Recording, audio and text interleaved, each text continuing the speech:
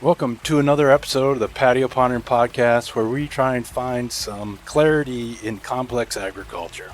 And when I started this podcast and kind of made a bucket list, and today you get to enjoy a conversation with one person who was on my bucket list, Shaun Haney, founder of RealAgriculture.com from Canada. Shaun isn't just about agriculture. He spent years shaping the story and how the industry gets told. And that's what I want to spend time on today. I think Shaun's got an interesting background starting in production agriculture, leaving it, and then making his mark in media. Welcome to the patio, Shaun. Hey, it's great to be here. I feel like when I hear about patios, I think sunshine and maybe a cold one, but we'll do that another time. Well, we do have sunshine. It's just a little chilly for a cold one here in Northeast Indiana. Fair enough. Well, Shaun, let's jump right into it. Since you're in the middle of ag media, what is one question about agriculture you think nobody is asking right now but should? Oh, man, right off the top, just go get after it.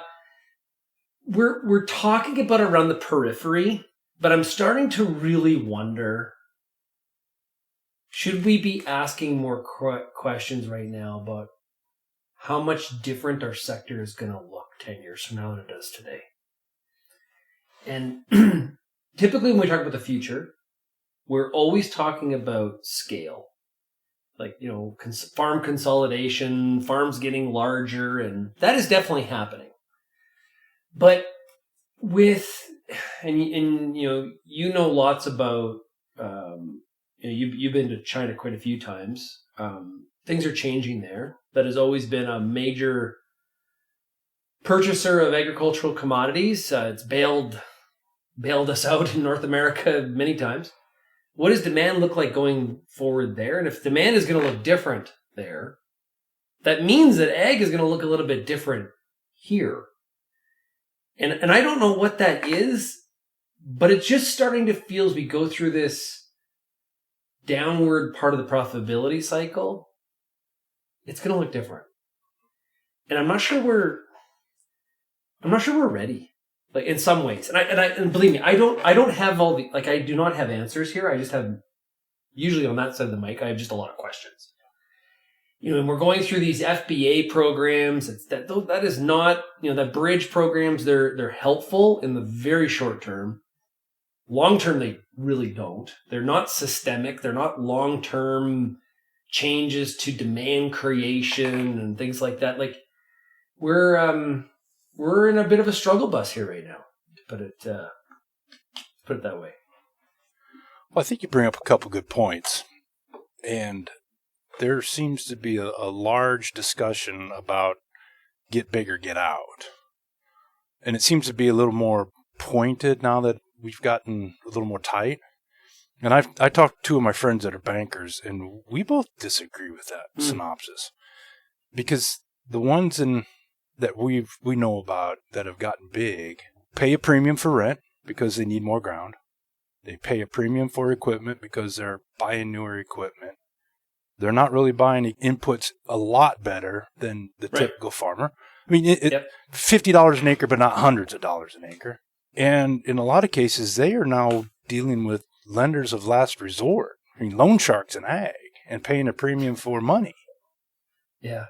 So they're propped up on a system that is a lot of smoke and mirrors.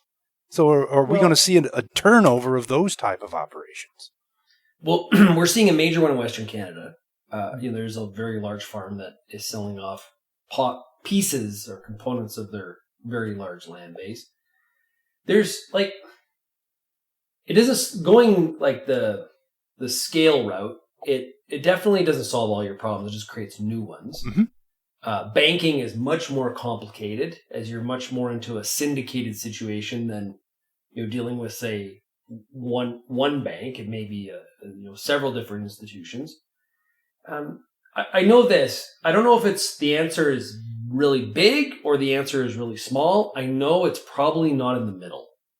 And that's a bit of a challenge. Being in the mushy middle can be a real challenge. And this is just across any industry. Like, do research on being the middle, and you're not big enough and you're not small enough, right? Yeah. And so you face whole different levels of challenges. I think though, parking size to the side for a second, what you will have to be, and this is very welcome, is a higher level of financial competency. That farm management and those kinds of decisions, they have to be more important. And so if all it really takes is banks to actually require it. Like that would, you know what I mean? Like for a long time, it was sort of like, and this isn't just an ag thing. This is just like small town. This is like small entrepreneurial, small town entrepreneurialism in general. Like they're great people. They pay their bills, and family's been around for a long time, and they're good. I know they're good for it. Well, we know that that's not how banks are necessarily making decisions anymore. But the farmers, sometimes I think we are still acting that way as if that's how it actually works. And I think slowly the requirements that, whether it's community banks, the farm credit system, large banks, they're going to be pushing for this kind of stuff more in terms of what some of those competencies are, because the numbers are getting bigger. I think you bring up a good point. And as I've talked with other guests on the podcast, the problems are the same. It's just we got a lot more zeros we're dealing with. Isn't that? Yeah, regretfully so sometimes. But I know this. I would rather be farming in 2026 than 1880. And watching that's hardship. That is struggle. That's adversity. We do not know. We have adversity today, but it's not that kind of adversity. Yeah, we still have a roof over our head. We're not worried about the bear coming through the door or the or the Indians on the plains coming after us because we killed their buffalo. Totally. Yeah. So no doubt. It's kind of like saying, "Oh, the poor in America are really poor," and they're really not. Comparatively speaking. Yeah. So it's like I think the industry is really going through. Outside of livestock.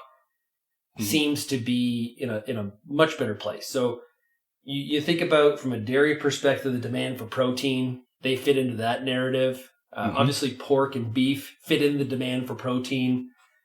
Beef has been in its own category in terms of what the potential is there, especially at the cow-calf rancher side of the equation. And it's about time because there was a lot of years of struggle. We're still playing catch up to the destruction of some of those balance sheets over a large amount of years. But it's the cropping sector right now and fruit and veg as well. If you were to go to, say, California, there is real struggle because right now it just doesn't feel like the model kind of fits. And input prices are high. Labor is hard to find.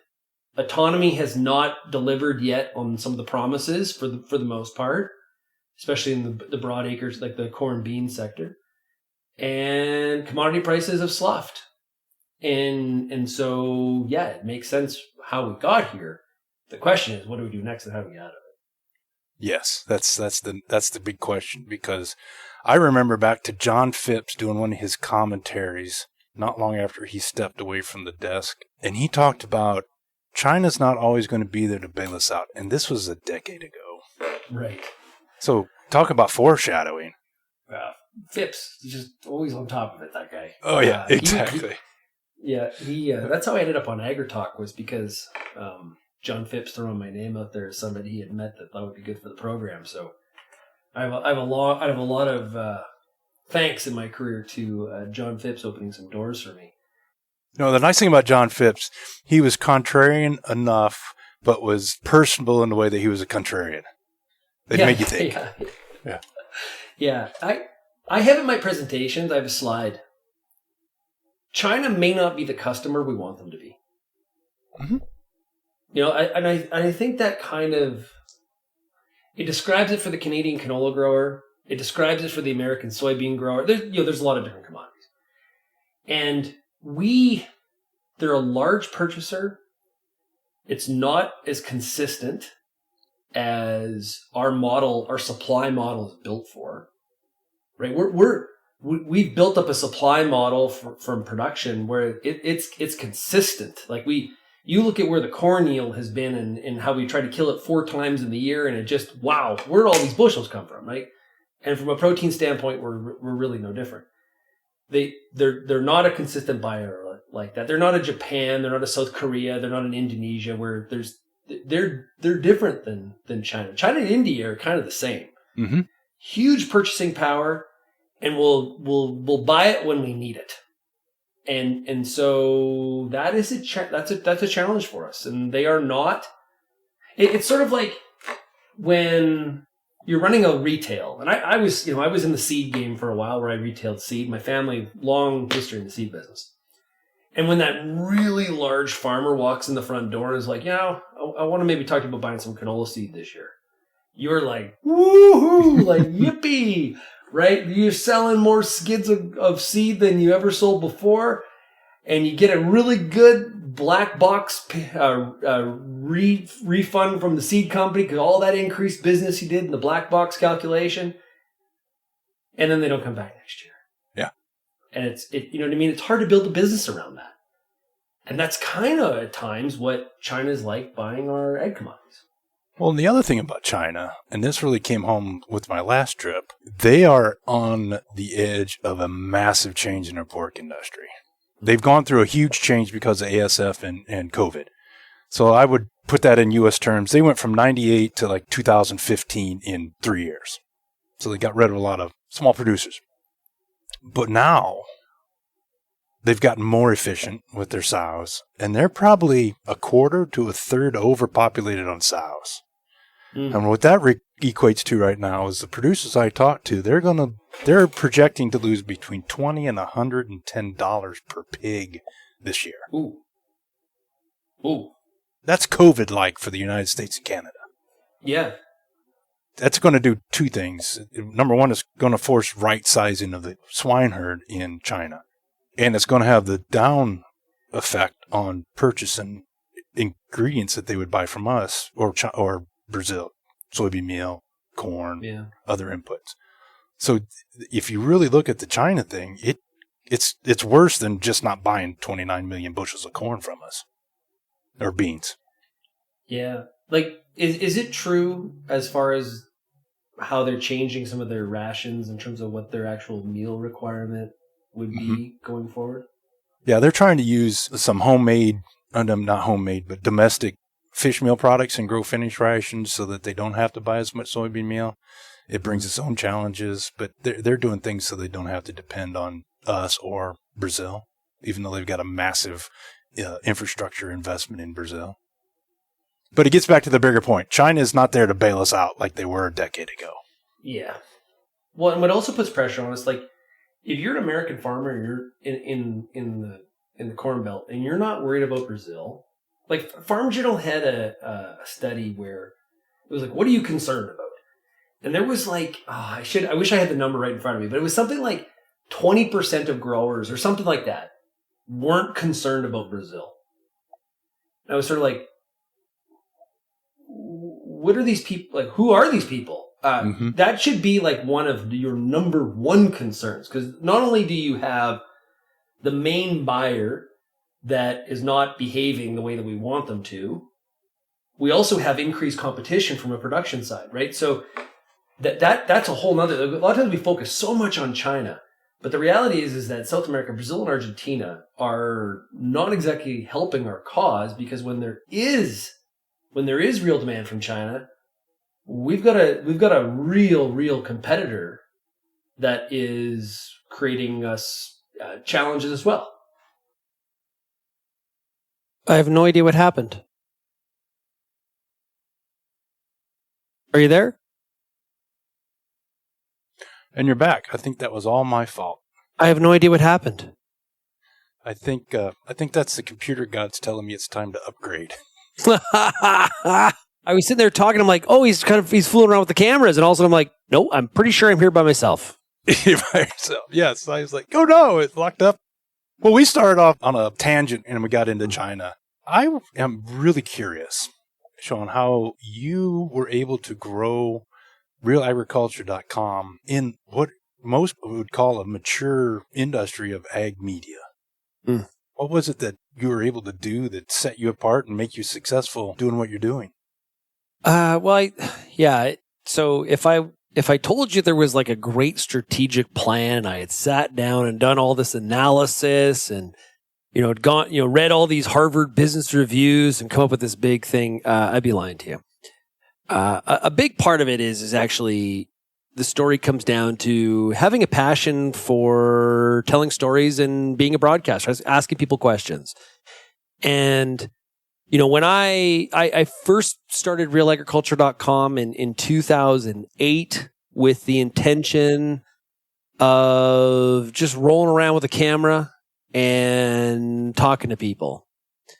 And I feel so grateful and fortunate to see where it's ended up today, and what I get to do on a daily basis is just absolutely phenomenal. I wouldn't really have it any other way. But, in those really early days, I can remember going to like Commodity Classic with a little camcorder, and I can remember people, not thinking that was really media because it was just like a website. And I can distinctly remember people saying, man, I hope I never have to do that. And now everybody has to do that, right? So things, I think it was just a little bit ahead of the curve, just a little bit, like not epically, just a little. Like YouTube was just starting, and Twitter had just become a thing in that 2008-9, and so it was really timed. I didn't have to have this long established audience. My barriers to audience acquisition were really lower because of some of those technologies that came became reality. And so it was really good timing from that perspective, not at all time, just that's how it was. And I honestly pedaled down, didn't really think, and just based on instincts on what I saw happening in news media and sports media especially, and did a little bit of emulation. And, if I always say, like, we don't need to recreate the wheel here. ESPN or whoever, Fox, has floors of people that make these kinds of decisions based on analytics and the stats. So if that's the direction they're going, they've clearly thought about this more than we ever have the resources to. And I don't see the farmer rancher audience really that different than mainstream consumers. If I'm a Nebraska football fan and I consume content in a certain kind of way, why wouldn't I do that? Why wouldn't I use those same tools when I'm consuming agricultural content as well? And so I think that was a big part of it, is just, and never slowing down. Velocity is one of our core values. I think we just, pedal down and forged ahead as quickly as we possibly could. So a lot of being in the right place at the right time when it came to adopting technology. From a technology perspective, yeah. And I think, for me growing up in the seed industry, I was having a conversation with somebody a couple weeks ago, and they're like, why did you go with sponsors and advertisers relative than subscribers?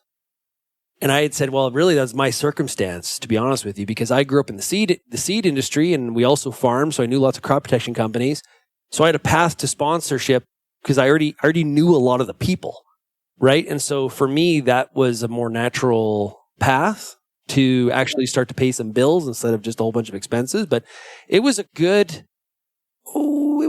2 years of ripping out, producing all this content and traveling all over the place before we had any clients. So yeah, there was some, that's like when, as like there's a lot of people that want to get into podcasting and things like that. And it's like, that'd be really cool. And once they get through their 5 friends, it becomes more of a challenge, right? Yeah. And so I also think that I really love being a broadcaster, like and helping people understand what some of the issues are through really good guests and asking questions, or even some of my own personal thoughts that you get, you grow some confidence to be able to, to do that.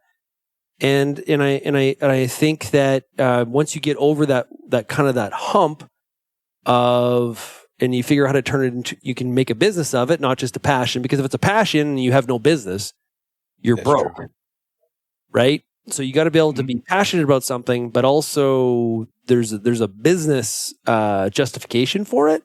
And once we got over that hump, it was just, there was no looking back. How do you keep your pedal to the metal and maintain that velocity? Lindsay Smith from our team says she always says that I'm immune to time zones. At the end of the day, you really have to have a love for the job. I think I've been able to maintain the energy and the velocity because there's a great combination of the sector has lots of stories to tell. There's lots of issues. We are not short of issues.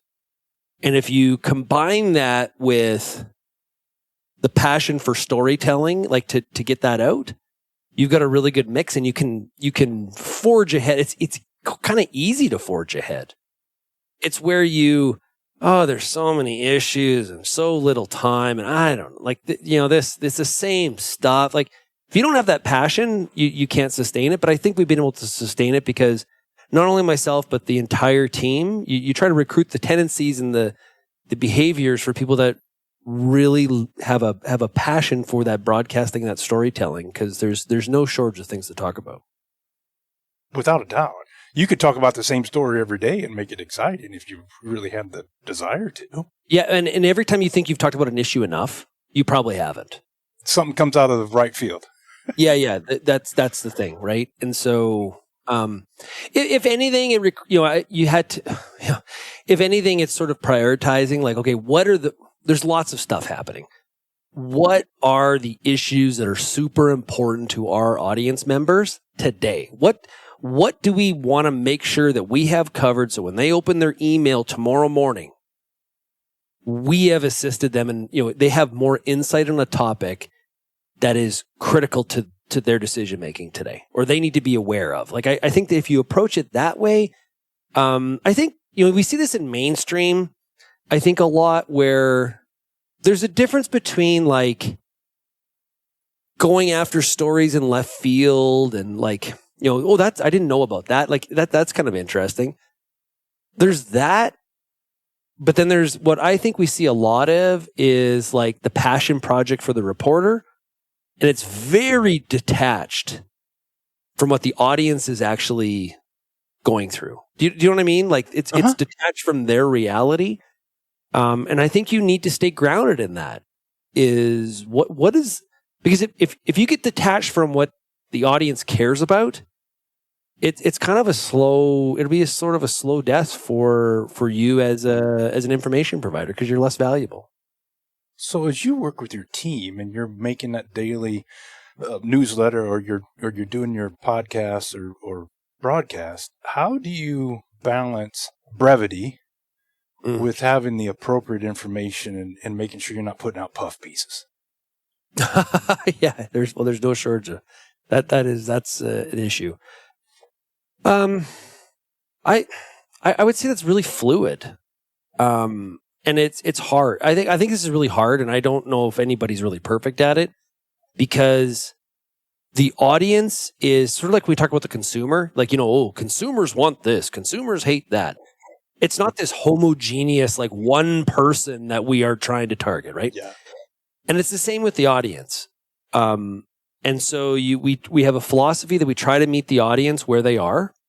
There's no such thing as a better mousetrap where, what we're going to do is we're going to make everybody come to us. Well, I don't have that kind of capital to sustain that kind of situation. So we have to meet the audience where they are. And so you could have, we have really been trying to up our shorts and reels and TikToks, because there's some people that, the average person has an attention span of 6 seconds now, which is horrifying, but that's the reality. And so we have to be able to deliver information in short form to those people. Now there's others that want really long, they want longer conversations. And so, a 10-minute interview is not There's some that want 10-minute interviews. There's some that want 30. There's some that, I would listen to for up an hour. And I think everybody that wants like a 3-hour thing, like when I look at some of the podcasts out there that are 3 hours, I'm like, that's for a special group. I don't like, I'm not sure that seems quite long.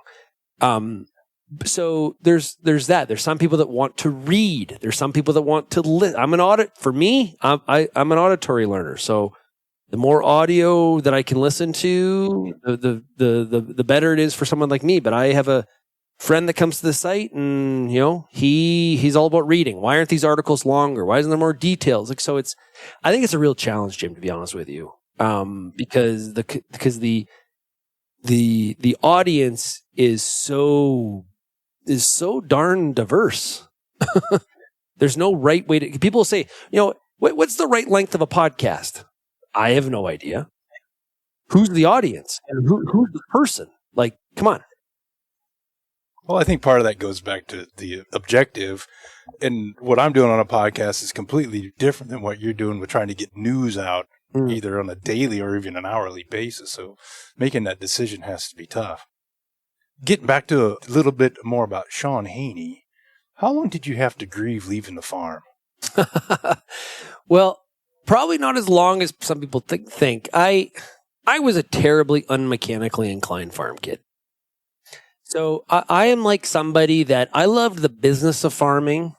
I really love the industry. I think there's so many different angles to view things. I was really not the best, like, if we were to look up like farm kid in the dictionary, it wasn't me. And so, my natural path, I came back to the farm, sort of, I wouldn't say by default, but I was led back there, had intentions to go to law school. At the same time, got married. The same time, all of a sudden, my wife and I were having a kid. And our first, and all of a sudden it's like, I'm not going to law school. That doesn't seem realistic anymore. And so here we are. And so I worked in our seed business, but it was very much from a sales and business perspective. We had a seed cleaning plant that dealt with a lot of corporate customers. And so that was kind of my natural fit. And so what happened is that, like I said, I started in 2008. We got to about 2018, so 10 years into Real Agriculture. I was running our seed business and Real Agriculture, traveling all over the place, Jim. And so I kind of got to the point where inside my own head, I was like, what am I doing? Like, what this is, I'm really not, I had somebody running our seed business and, she was doing a really good job. But I wasn't around to provide the guidance and the leadership. And so she was more of a manager than, say, like thinking strategy and that kind of stuff. And my dad was kind of like asking me, because he was running the cattle side of the operation. He was sort of like, hey, you're never here. People are asking me seed questions. And I don't have answers. I was literally never there. Like when you're traveling 150 plus days a year, you're not around. And so I kind of got up the nerve and talked to my dad and said, hey, Real Agriculture is going well.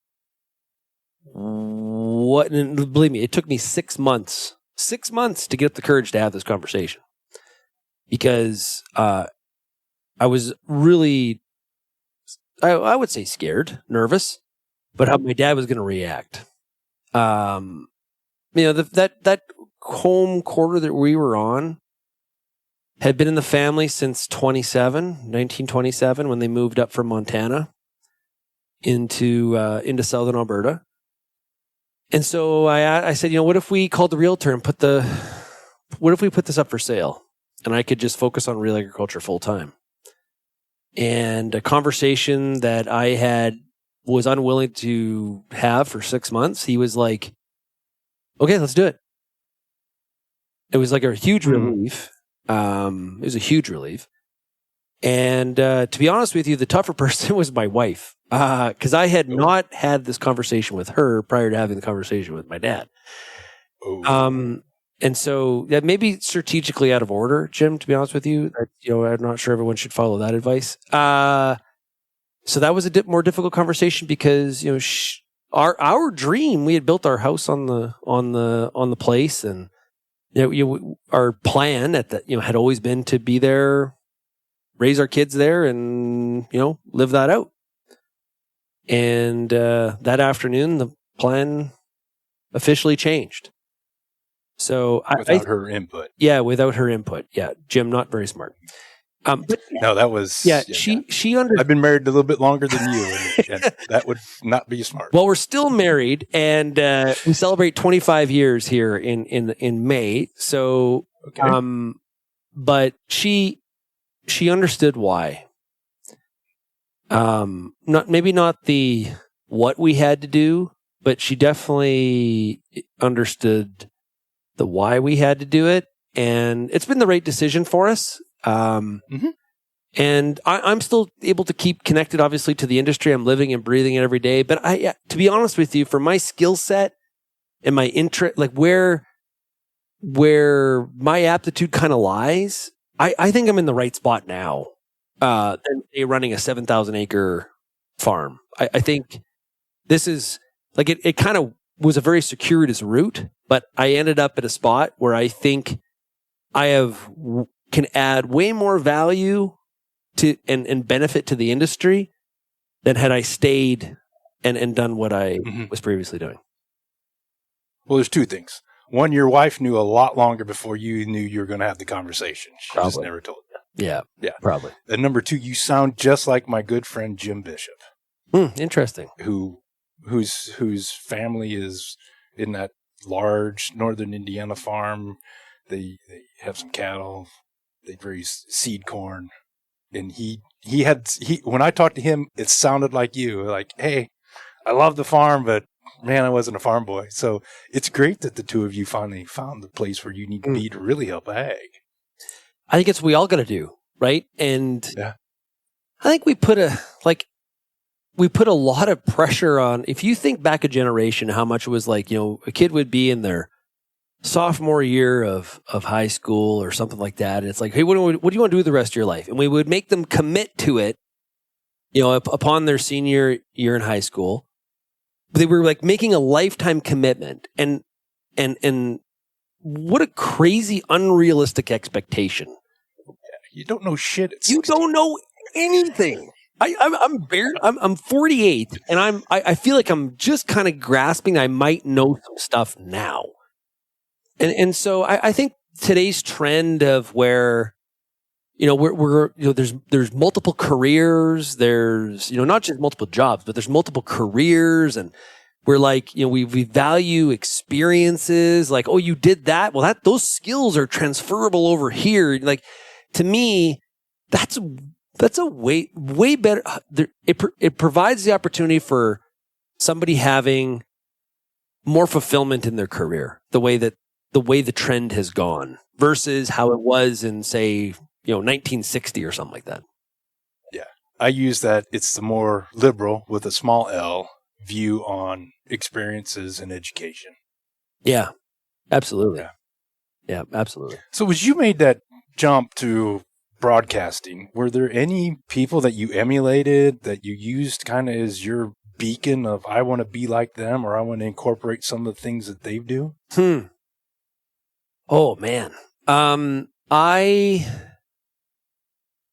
really, kind of when I was really getting started, like somebody that I thought was a real broadcasting genius, or it was a little bit different enough where it wasn't like part of the standard broadcaster, like Colin Cowherd, who's now with Fox. He was with ESPN. Like, I always thought that Colin was, he was just, his delivery was different. His voice was different. So it wasn't like that. You know, that's the problem with radio, is that sometimes it's like, oh, that's a radio voice. But sometimes I kind of appreciate the people that are a little bit different. Like I did not go to school for broadcasting, just to give you the heads up. I won't let the secret out. Yeah, I was a finance. I had a finance degree.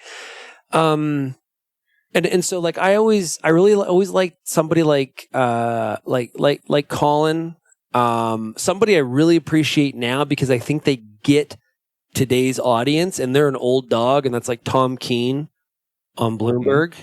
Like people like that, where like Tom Keene does not have a radio voice. In fact, he has like barely any voice. He sounds like he smoked way too many cigars. But it's his to me, is so much of it is not the voice; it's the delivery. It's do you, based on how you talk and your mannerisms and your attention to the craft, how do you connect to the audience? And I love that style of where we can be serious.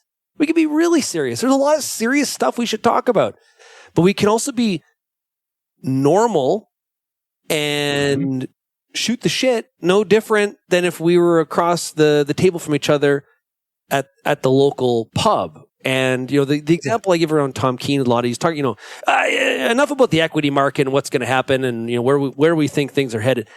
My biggest question is, what is going on with Duke basketball? Like, because he's done the research, the person is from Duke. Like, to me, that is, that's normal.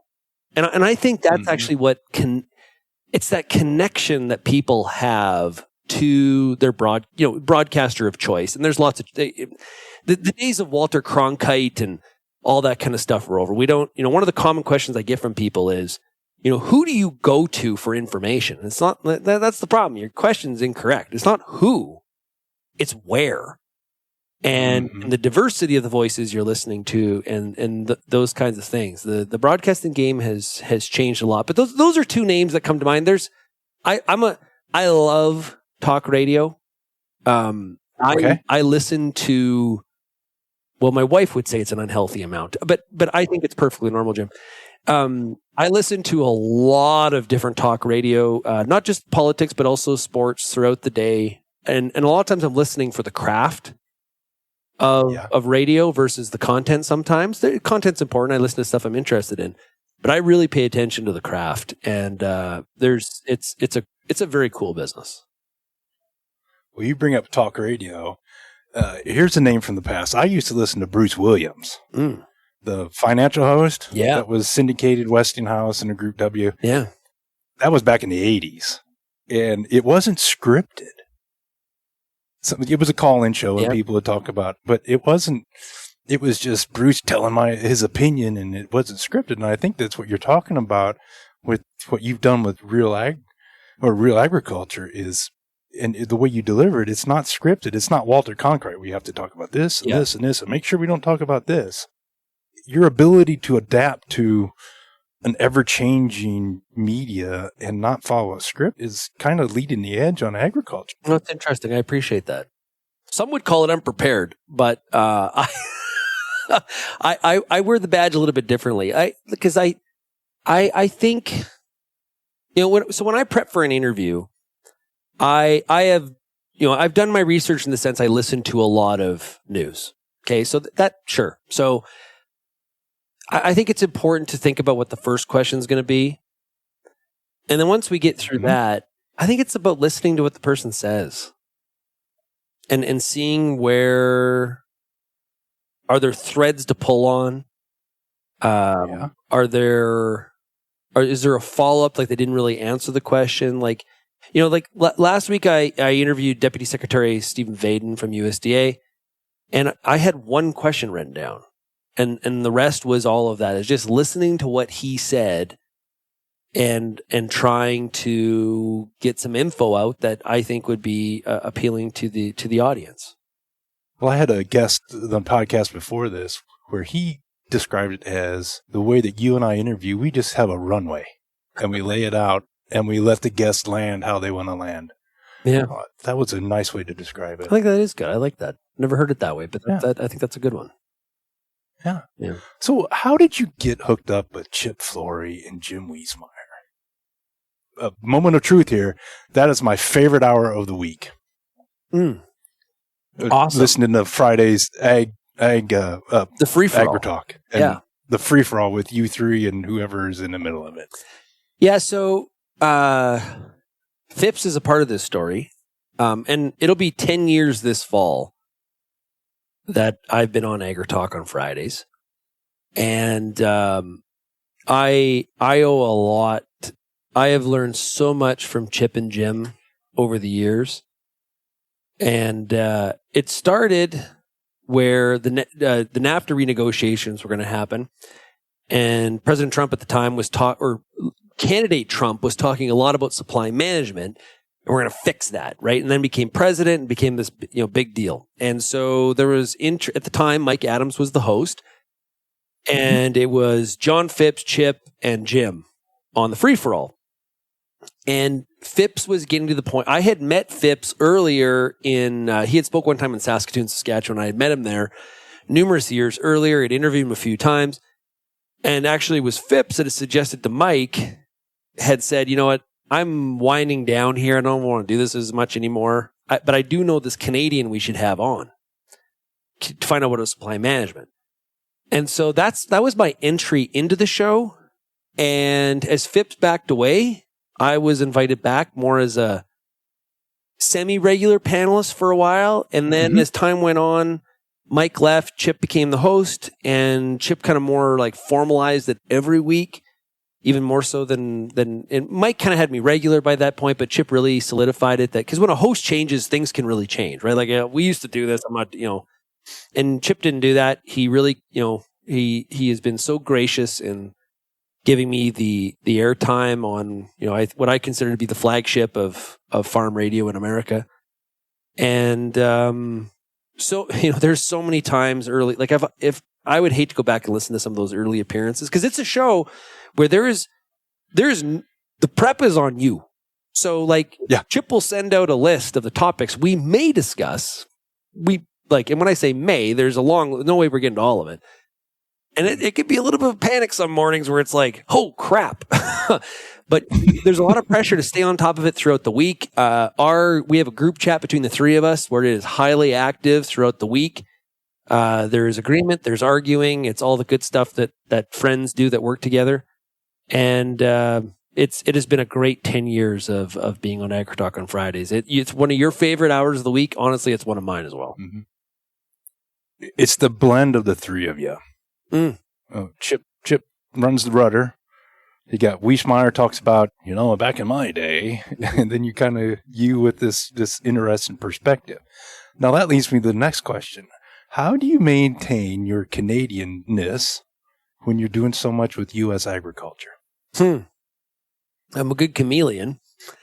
Yeah, I apply it when it's required. So, I do, nowadays, like I look in the last 12 months, I've done a number of different speeches in the U.S. where it's about like U.S. ag policy. It has nothing to do with Canada, right? And so I think and I've been purposeful about that from a longevity standpoint. So I think there's a lot more opportunity than just being like, hey, we invited this guy from Canada to come here and provide perspective on supply management. It got me in the door, but it's not going to keep me in the room.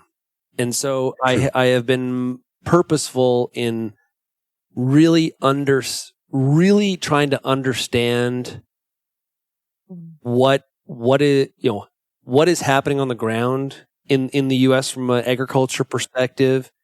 Sometimes I apply a Canadian, an outsider lens to that. Sometimes, I'm applying, here's what I'm seeing from being on the ground. And it's an interesting tight wire or a high wire, however you want to call that. But I think I've navigated it pretty good. I spend a lot of my time explaining America to Canadians and Canada to Americans. But I gave a speech recently in Iowa where, to be honest, I don't think they had a bloody clue that I was originally from Canada. There's people on TV that you see all the time that you don't know are from Canada. I know because I'm Canadian, but you probably don't know. You have to pay attention to the way you said "you" or industry. That's the other one. I can't do the U.S. pronunciation of industry. Does your being a fan of baseball help you get on both sides of the 49th parallel.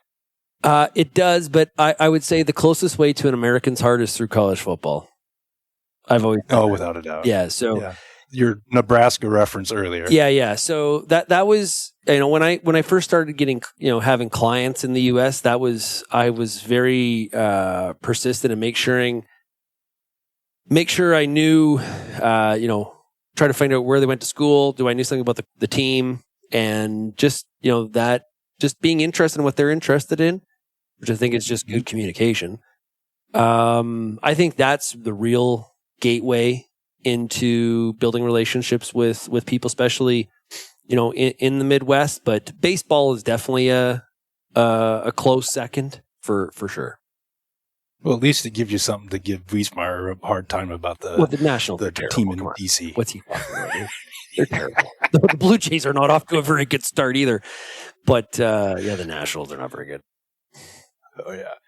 So getting back to interviewing. Yeah. How long did it take you to get comfortable, like your example with the Undersecretary of Agriculture, of asking a question and then developing the path as those answers came out? Oh, it's just time. How long did it take? I think it probably took. That's interesting. I've never thought about it like that. I think it was a pretty natural early, because I was going to a farm show with a camera and trying to do like 10 interviews in a day. So you could just imagine how much research you weren't doing. You were basically just asking a question and responding to what. So I think, honestly, I developed that quite early.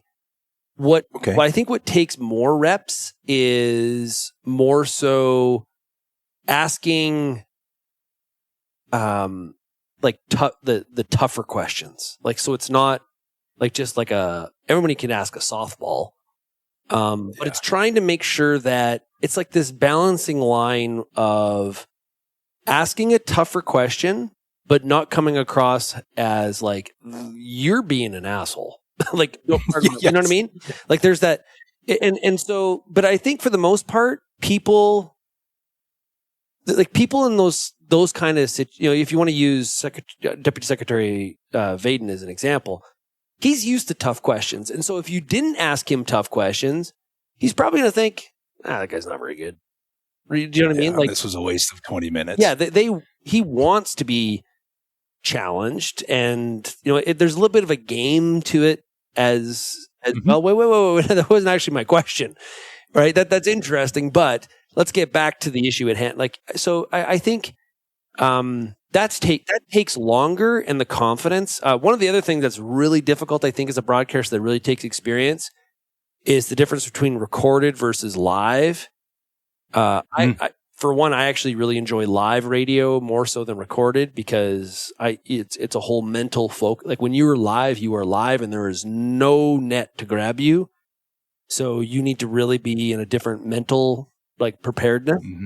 And the other thing would be, I have done broadcasting in some very odd spaces. It's one thing to do it in your home office. It's another thing to be in the United Lounge in Chicago, belting out your radio show as somebody's sitting right beside you. That's a whole nother, that's a test of your broadcasting courage. Mm-hmm. Do you also think it comes from your mantra or your mission that we want to get to the answers and not provide the answers? I think so. Yeah. I think that also requires, as somebody that has an opinion, I think it requires sometimes discipline. Like if once in a while you listen back and you do some game film, we'll call it. You're reviewing the game film. It's like, I led there. There's that. But I'm, I think people know I have an opinion. So like everybody has biases. So if like, we do have a couple people on staff that are really good at being that, traditional, very straight down the middle kind of interviewer. I think I come, people know where I kind of land on some stuff because I do provide a lot of opinion. As long as you don't get carried away with it, and you're fair. I think the biggest part is you're fair about it, right? And And that's, I think, probably the most critical component. Okay, being fair. That's a good one because you're right. We all have opinions, and those of us that can hide those opinions are few and far between. Yeah. Yeah. People will say like, oh, where do you get like non-biased news? Right. And I'm like, I don't know. That's like, and if it existed, no one would watch it because we're so tuned now to want to hear what people think and their perspectives. And you think about AI now and people's access to information. It is so easy to find out what is happening. But what AI doesn't do is, what does this actually mean? And what does Jim think? What does Shaun think? Because I trust the voice. Like I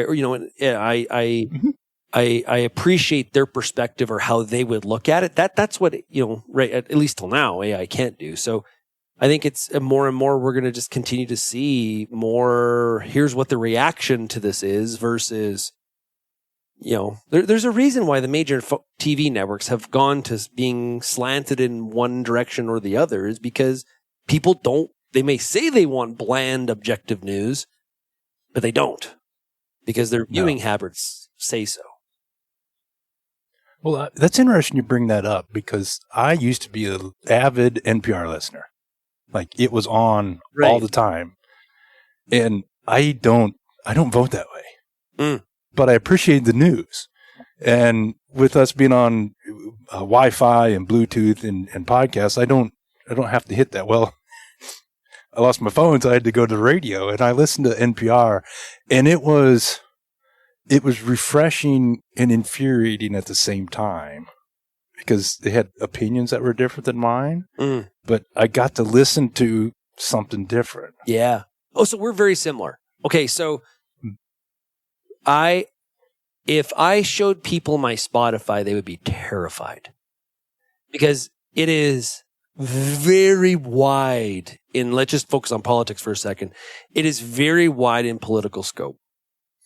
And so I try to have a very high tolerance for people I necessarily don't agree with, but I want to hear what all sides are saying on any sort of given issue, because I think you're better able to formulate your own opinion if you've heard some diversity. It's almost like making a hybrid, right? We have the male and the female, and what do we try to do? We try to have them very, very different than each other, right? And so I think it's the same with trying to come up with our opinions or our perspectives on what's happening in the world. Is if you the wider the swath of takes and pieces you're listening to, I think the better you're able to formulate your own thoughts. And I think what we have now is where this idea of only getting your news through like one channel or one perspective, man, you're really putting a lot of trust, or like you're not hearing all of the perspectives, and I think that there's too much of that going on. I think it's healthy to listen to people. There's a couple political podcasts I listen to where I agree with nothing they say, zero. And when I do agree, I kind of question my own. I'm like, whoa, what is happening to me? But I appreciate it, because I want to know how you understand then all sides of a topic, and it's a lot healthier. Oh, I agree. I agree. And the funny part is you talk about Spotify, there are podcasts that I have stopped listening to, even though I agree with them. Because it's like, I'm tired of hearing the same thing that I agree with, or the way they gave it is just infuriating. So I think I agree with you. We need to have more than just the same old people telling you the same thing. Yeah. That's why I push back against some of the people that are always on the winter routine. Like, okay, I've heard him for the last 3 years. Do I really want to go hear him for a fourth year? Right. Yeah. No, that's real. And,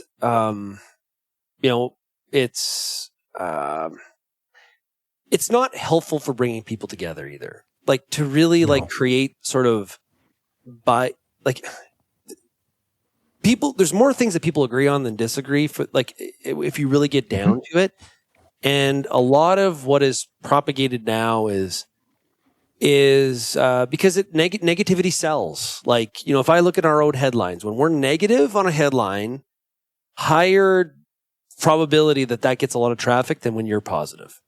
Yeah. And that's that, people will say like, why are you so negative? And it's like, well, people's behavior really, you can see how news moves in that direction, and the fear of all of it. Right. And so it's a real challenge. I feel sorry for, like, we think about business challenges.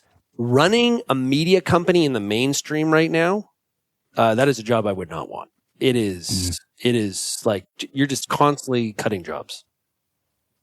My sister works for a CBS affiliate here in Fort Wayne, and every time I talk or every time she calls, I'm expecting, hey, I got the pink slip because mainstream media is stuck. So. Yeah. Well, one last question before we get into my 5 questions. You've been doing this for, 16 years? Yeah. 16 years. If there was somebody that was wanting to jump into ag media, would you have any suggestions for them? Besides, don't do it. Yeah. Hey, I had the first 10 people I told my idea about real agriculture to, they said, don't do it. So, be careful who you listen to. Yeah. Yeah, I think yes. There is opportunity. I am worried about, when someone's going to go get a degree in ag journalism, where are those jobs? Mm-hmm. If one of my kids was, and obviously because we own a company, so there's, that's different. But if, I had somebody ask me a couple weeks ago, I got a buddy that his son wants to go into journalism. Do you think that's a good idea? Nope. Now if it's to be communications for a company and be a part, running an internal media company inside of a broader organization, like, if you look at like some of the, like Syngenta Seeds has their own media, I think that's where a lot of the media jobs are going to be. They're not going to be working for news organizations. They're going to be working in, more PR comms side of corps.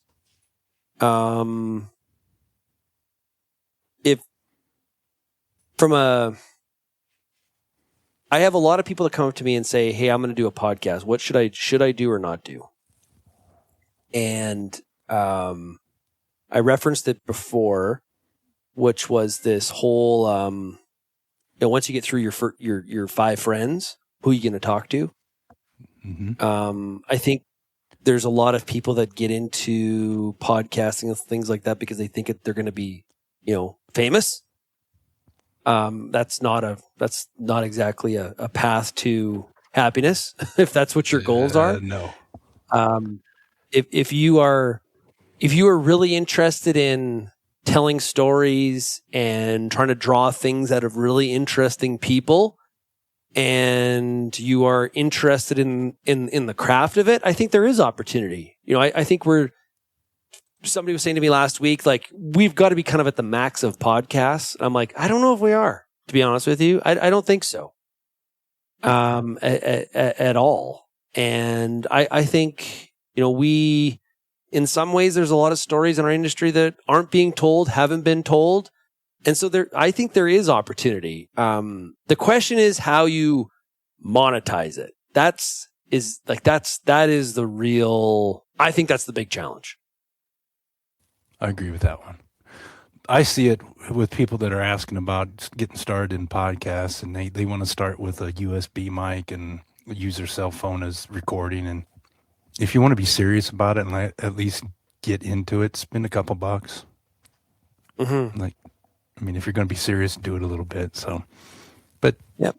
I encourage people to jump in if they want to try it, because you're not a trained journalist doesn't mean you're going to be bad at asking questions. I have no training whatsoever self-taught and entirely through emulation of people that I think are good.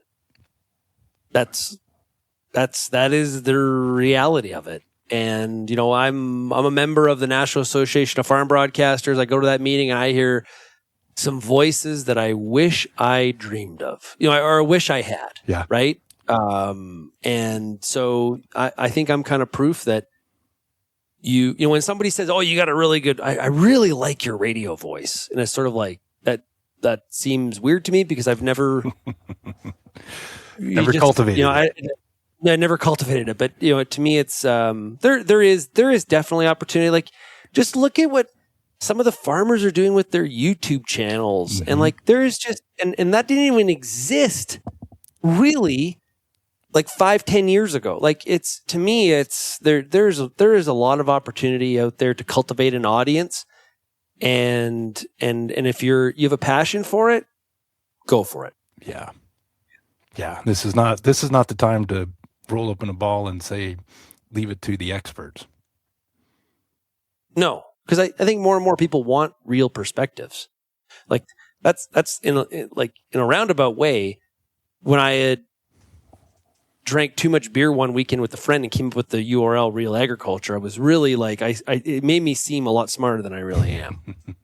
Because that's really what we've done. Is try to present. Here's what's really happening in the industry. And it's tangible. It's practical. It's a lot more grassroots in terms of and looking at things through the perspective of the farmer, as opposed to other lanes. So that just always stayed with that mantra. Great. Well, Shaun, we end every podcast with 5 questions, and your perspective as an expert in ag is going to be interesting. So what is one lesson you carry from ag with you every day?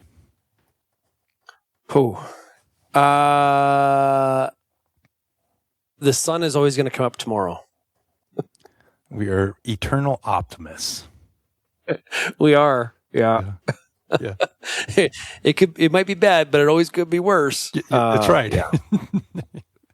If you could have coffee with any historical figure in ag, who would it be? Oh,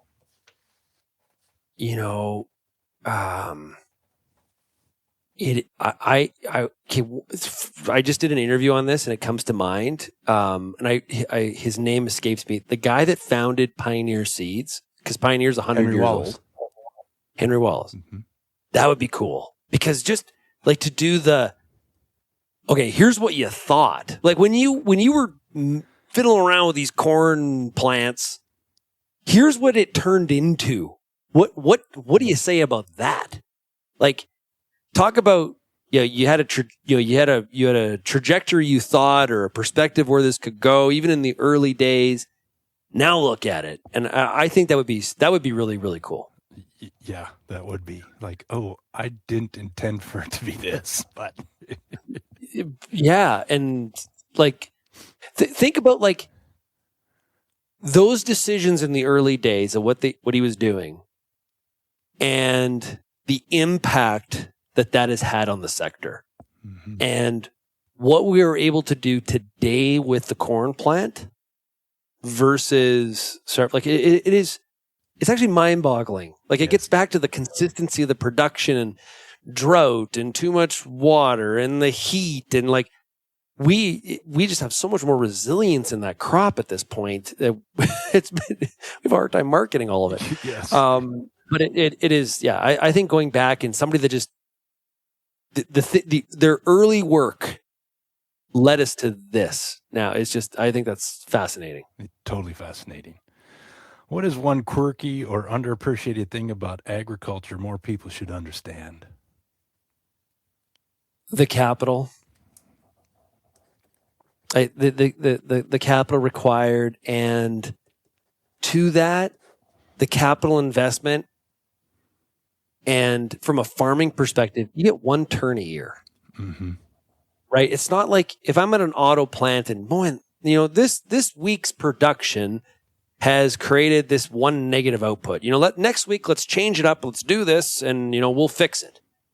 We have one chance for every piece of operation through the year which creates real consequences to decision making. Because our changes to decision making a lot of times are, next year we're doing that. Like it's a whole year later. Yeah.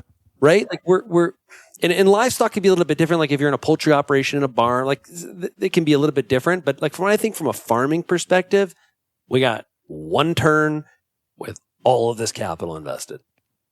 To do risk 5% ROI. Well, that's also the crazy part. Yes. Yes. But then you get into this whole debate about like we do the farming part to fund and keep us occupied in our what we're really all about is we're a land company, right? Like that's a whole nother podcast. But yeah, low return, high capital. But also, hey, like we're pretty fortunate. Like you think of the wealth that's been created in our industry versus if we were talking to the Independent Hardware Association of America, or like I'm making up associations now, but you know what I mean? Like it's we're incredibly fortunate to be in this industry. Oh, totally. Yeah. And we're fortunate that we have able to reap from a legacy of people ahead of us that made decisions. Yeah. Yeah. And still to this day, given it may not feel like it, especially we're trying to get things like E15 across, the line. Our industry has way more political clout than it probably should, given what percent of the population we represent. Yes, without a doubt. We have a lot of political clout. Yes. That's one thing. Spending time in the U.S. and obviously in Canada, the American agriculture has so much more political clout in the system than what if I compare to Canada or the Europe. I don't think people don't recognize how much political clout agriculture has in the U.S. And the average person wouldn't have any idea. No idea. No. Yeah. No idea. What is your favorite ag-related tool, product, or innovation? The one that comes to mind is direct seeding, no-till seed placement. That a lot of those inventions for small grains were made in the Western Canadian prairies, and those technologies have been adopted throughout parts of the U.S. as well. It's allowed us to deal like in a state like, say, Montana, for example, where any rain is an event. It's allowed us to deal, farm land that is lower organic matter. It's lighter. We don't disturb it as much. So not only are we able to make better use of that moisture, we're also able to lower things like soil erosion because of wind. I think that is a great invention, and that's not super sexy. Mm-mm. And it's going back to the 80s and early 90s, but it still lives today is an amazing advancement. So there's two things on the farm I love doing: raking hay and moldboard plowing. And I'm glad I don't have to moldboard plow anymore, even though I love to do it. Yeah. I always love when we've been to Agritechnica a few times, and it'd be like a company that has a plow, be like precision plowing, like like all this kind of stuff. Yeah. No, like it has a fit in some spots, Oh, yeah. and doesn't in others. And and I think if you look at zero-till operations, that doesn't happen if we don't have glyphosate. True. Right? Like we needed, how the heck are we controlling all the weeds? Yeah. Right? And so that Roundup, the glyphosate technology allowed us to be able to innovate when it came to how we put seed in the ground. Yeah, it's all intertwined, isn't it? It is, yeah. So the last question for you, Shaun. What is one small change that can make a big impact in agriculture's future? What comes to mind is, and this is a big part of the narrative right now, is solidifying domestic demand. So as there's more and more trade is becoming harder, it's becoming thicker. There's more friction. And so, back to where we started in this conversation, I think we need to build resilience in the demand piece side of the business by paying attention to how we can use some of the ag products at home or how we utilize them the best we can. Obviously, things like, biofuels comes up in that discussion a lot. But I think it's really important at this time. And I'm sure there's ways that we haven't even thought about yet or aren't, commercialization side of this, but it's, the cycle may change, but right now in the cycle, it just feels like trade is really difficult and inconsistent. Mm-hmm. And it's trying to be fixed or altered. And we're kind of in this period of more managed trade. Yeah. So it's not like opening market access and the product will flow. And I think President Trump's been a big part of this, is almost like these negotiations of these commodity contracts, like you shall take X. I'm not sure how much longevity is to that, but that's kind of where we are right now. And it's a challenging environment. And so I think we do need to look at ways. And when I say that too, one thing we have not done in North America, maybe as much as maybe it's just my perception, how did Canada, Mexico, and US work more cooperatively together? I think, it's funny, I used to say it in my presentations, but I didn't think of it as, I kind of said it and then didn't think about it didn't dig into it enough, but almost operating more as like that economic zone. So not being like the EU, I'm not saying going there, but okay, how do we have one of the best economic zones in the world. And each of the three countries has something really opportune and can really provide this economic partnership. And I think, this idea that